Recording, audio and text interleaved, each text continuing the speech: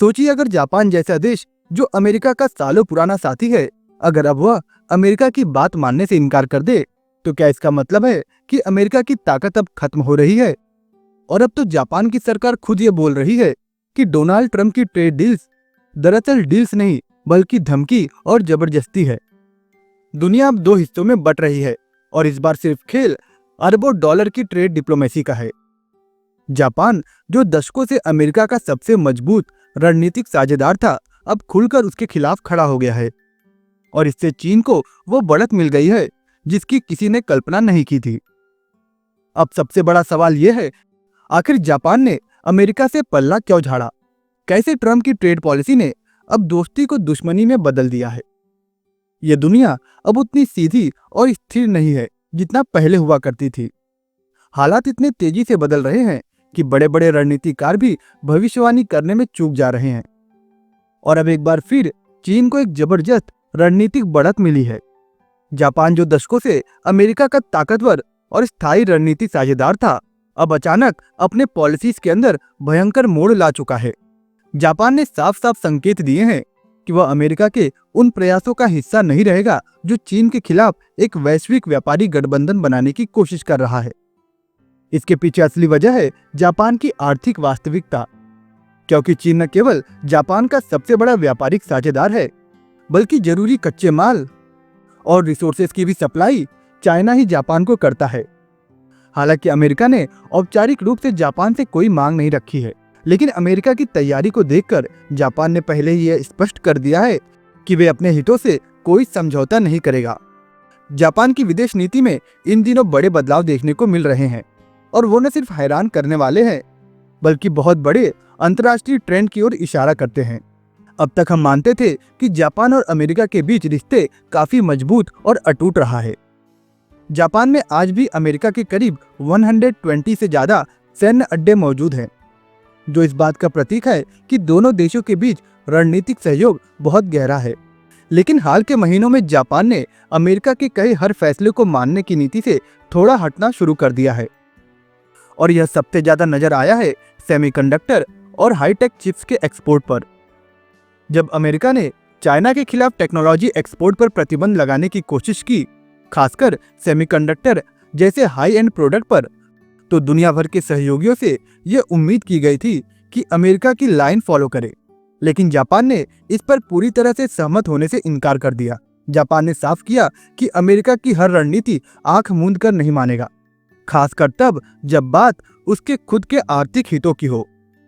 यह कोई मामूली बात नहीं है, क्योंकि यह वही जापान है जो दशकों से अमेरिका का सबसे करीबी एशियाई साझेदार रहा है। इस बदलते रुख के पीछे अमेरिका के व्यवहार और दबाव की राजनीति का एक बड़ा कारण है। खासकर ट्रंप प्रशासन ने जापान को व्यापार के मोर्चे पर बार बार सार्वजनिक रूप से अपमानित किया और जबरदस्ती टैरिफ समझौतों के लिए दबाव डाला। तब जापान के भीतर ही भीतर यह आवाज उठने लगी कि अब अपनी नीति में बदलाव करना चाहिए। जापान के कुछ वरिष्ठ अधिकारियों ने तो यहां तक कह दिया, अमेरिका के साथ व्यापार वार्ता करना ऐसा है जैसा किसी गुंडे से जबरदस्ती पैसे वसूलना। यह भाषा जापानी डिप्लोमेसी के लिए बहुत असामान्य है, क्योंकि आमतौर पर जापान कूटनीतिक भाषा का प्रयोग करता है, लेकिन इस बार ऐसा नहीं हुआ। जापानी अधिकारियों का मानना है कि अगर उन्होंने एक बार अमेरिका के अनुचित मांगों के आगे सिर झुका दिया, तो यह एक खतरनाक परंपरा बन जाएगी जो भविष्य में जापान के लिए और ज्यादा नुकसानदायक साबित होगी। यही वजह है कि जापान खुलकर यह भी कह रहा है कि चीन के साथ अपने व्यापारिक रिश्तों को तोड़ना न तो व्यवहारिक है, न ही समझदारी भरा, क्योंकि चीन सिर्फ एक बड़ा बाजार नहीं है, बल्कि आज वह दुनिया के 120 से भी ज्यादा देशों के साथ सबसे बड़ा व्यापारिक साझेदार है। तो वह न सिर्फ अपने व्यापारिक हितों का नुकसान पहुंचाएगा, बल्कि वह खुद को एक ऐसी ग्लोबल चेन से काट लेगा जिससे जुड़कर उसकी इंडस्ट्री और टेक्नोलॉजी को फायदा मिलता है। इसी वजह से जापान अब अमेरिका की टैरिफ नीति का अंधा समर्थन करने को तैयार नहीं दिख रहा है, बल्कि इसके उलट वह धीरे धीरे चीन की अगुवाई वाले आर्थिक ढांचे की ओर झुकता दिख रहा है। मार्च 2025 में चीन के विदेश मंत्रालय ने एक बयान में यह स्पष्ट कह दिया कि वह चाहता है कि जापान के साथ एक ऐसा रिश्ता बना रहे जो मजबूत, फायदेमंद और दोनों देशों के लिए भरोसेमंद हो। चीन ने संकेत दिया कि वह जापान को एक ऐसे सहयोगी के रूप में देखता है जो सैद्धांतिक विरोध के बजाय व्यवहारिक सहयोग को तवज्जो देता है, और जापान का रुख भी कुछ ऐसा ही रहा। इसी के तहत अप्रैल 2025 की शुरुआत में जापान, चाइना और साउथ कोरिया के बीच एक महत्वपूर्ण त्रिपक्षीय बैठक हुई, जो पिछले 5 सालों में पहली बार हुई थी।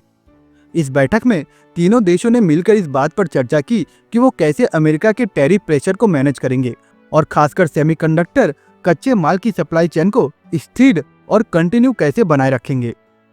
यह मीटिंग न सिर्फ आर्थिक दृष्टिकोण से महत्वपूर्ण थी, बल्कि इसका राजनीतिक संदेश भी साफ था। जापान अब चीन के विरोधी गुटों में शामिल होने के लिए एक्साइटेड नहीं दिखता। इस मीटिंग का संकेत ये भी था कि जापान अब एक बैलेंस्ड और खुद की विदेश नीति की ओर बढ़ रहा है और अमेरिका के साथ सुरक्षा गठबंधन बनाए रखते हुए भी चीन के साथ आर्थिक रिश्तों को कमजोर नहीं करना चाहता। यह एक तरह से दो तरफा संतुलन है, एक तरफ सैन्य गठबंधन और दूसरी तरफ व्यापारिक साझेदारी। यह रणनीति न सिर्फ जापान के लिए फायदेमंद हो सकती है, बल्कि एशिया में एक तरह की नई भू राजनीतिक संरचना को जन्म दे सकती है। जापान की कई कंपनियां आज भी चाइना में अपनी सप्लाई चेन बनाए रखी हुई है और बिजनेस पर डिपेंडेंसी में कोई भी खास कमी नहीं आई है। एक्सपर्ट्स के मुताबिक जापान की फॉरेन पॉलिसी दो तरफा चल रही है, एक तरफ से अमेरिका के साथ सिक्योरिटी टाई अप और दूसरी तरफ चाइना के साथ गहरे बिजनेस रिलेशंस। जून 2025 में जापान ने ईस्ट चाइना सी में चीन के एक नए कंस्ट्रक्शन पर आपत्ति जताई थी, लेकिन इसे सीधे टकराव के बजाय एक बातचीत का तरीका बताया गया, जिससे यह समझ में आता है कि जापान इस पूरे मामले में काफी बैलेंस और प्रैक्टिकल तरीके से देख रहा है। भारत इस पूरे सिचुएशन में एक न्यूट्रल और एक बैलेंस अप्रोच रखता है। जुलाई 2025 में विदेश मंत्री एस जयशंकर ने कहा कि चीन के साथ बॉर्डर टेंशन कम करना और ट्रेड में ज्यादा रिस्ट्रिक्शन से बचना जरूरी है, ताकि बातचीत और कोऑपरेशन चलता रहे। इससे साफ होता है कि भारत किसी भी ग्रुप में ब्लाइंडली शामिल नहीं है, बल्कि वह अपनी इंडिपेंडेंट और नेशनल इंटरेस्ट बेस्ड स्ट्रैटेजी चलाना चाहता है। 2024 और 25 के दौरान भारत और चीन के बीच जो व्यापारिक गतिविधियां हुई, वो इस बात का मजबूत संकेत देती है कि दोनों देशों के रिश्ते सिर्फ राजनीति और सैन्य मोर्चों तक सीमित नहीं है, बल्कि आर्थिक मोर्चों पर भी गहरे जुड़े हुए हैं। रिपोर्ट्स के अनुसार इस साल भारत और चीन के बीच कुल व्यापार करीब 120 बिलियन के आसपास पहुंच चुका है, जो अब तक का एक नया रिकॉर्ड है। लेकिन अगर इस आंकड़े को थोड़ी गहराई से देखा जाए तो पता चलेगा कि इस कुल व्यापार का करीब 84% हिस्सा केवल चाइना से इंपोर्ट किया गया है। यानी भारत जो चीन को बेच रहा है, उससे कहीं ज्यादा चीन से खरीद रहा है। इसका सीधा मतलब है कि भारत का ट्रेड डेफिसिट यानी व्यापार घाटा अब करीब 99 बिलियन डॉलर तक पहुंच चुका है। यह संख्या न सिर्फ बड़ी है, बल्कि भारत की आर्थिक संरचना में एक खास कमजोरी की ओर इशारा करती है। भारत आज भी कई महत्वपूर्ण चीजों के लिए चाइना पर ज्यादा डिपेंडेंट है। इसमें electronics, pharmaceutical raw materials, solar panels, machinery और अन्य कई इंडस्ट्रियल प्रोडक्ट्स शामिल हैं।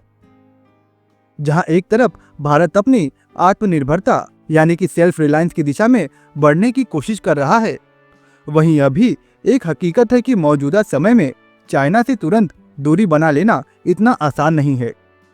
यही वजह है कि ऑब्जर्वर रिसर्च फाउंडेशन के सीनियर एनालिस्ट ने हाल ही में कहा है कि अगर भारत को आने वाले दशक में 10 ट्रिलियन डॉलर तक की इकोनॉमी बनना है, जो सरकार का एक बड़ा लक्ष्य है, तो उसे चाइना के साथ एक सीमित लेकिन फायदेमंद संबंध बनाए रखना ही होगा। लेकिन यह रिश्ता केवल भावना या फिर भरोसे पर नहीं, बल्कि पूरी तरह से रणनीतिक नियंत्रण यानी कि स्ट्रेटेजिक कंट्रोल से होना चाहिए, ताकि भारत को फायदा हो, ना कि नुकसान।